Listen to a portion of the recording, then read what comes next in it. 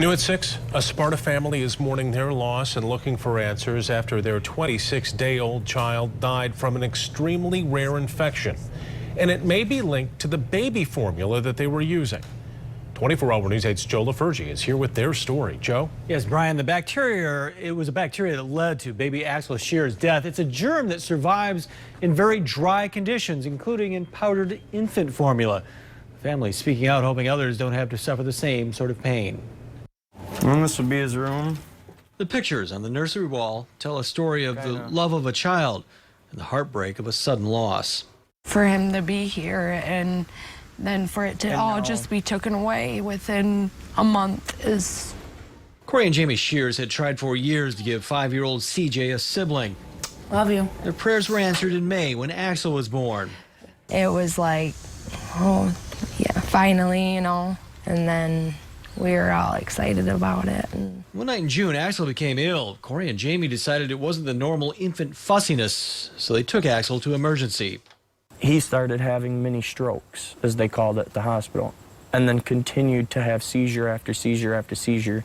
9 days later, the baby died. The cause of death, Enterobacter sakazaki, meningitis and sepsis.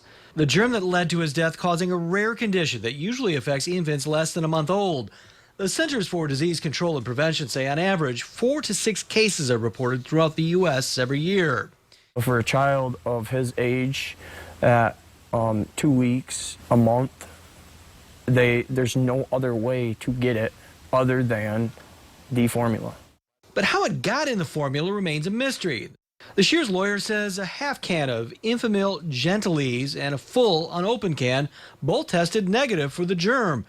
There wasn't enough left in another empty can to test. The sterilized water used to make Axel's bottles also tested negative for the germ. Many cases investigated by the CDC were found to have developed after the cans were open. A 2011 outbreak investigation of 4 cases in 4 states found no signs of the bacteria and formula with the same lot numbers as the formula tracked to the outbreak cases. The manufacturers also test the product before it leaves the plant.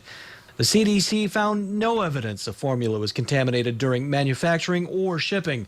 So while it appears unlikely the formula was contaminated in the can, powdered formula remains susceptible to the germ once the can is open. We had no idea. Because the doctor said it can happen like that. And that's why the Shears are speaking out. We have never heard of this infection, ever. Nobody has. Ever. Late word from the CDC. They confirmed they are working with the FDA and the Michigan Department of Health and Human Services on this investigation. Also, Mead Johnson, the company that makes Enfamil, also says they've been cooperating with the FDA. They say dozens of cans from that same batch have been tested with no signs of the germ. And we also have created a link to the CDC page that provides more information on the infection. That's at woodtv.com. Yeah, Joe, I bet a lot of parents haven't heard of that. No. And if you look at some of the social media on this, a lot of people are adding to that discussion as well. Very, very rare. Yeah. 4 or 5 cases a year. Very rare. It's just one of those things that, like I said, the Shears want people to know about it.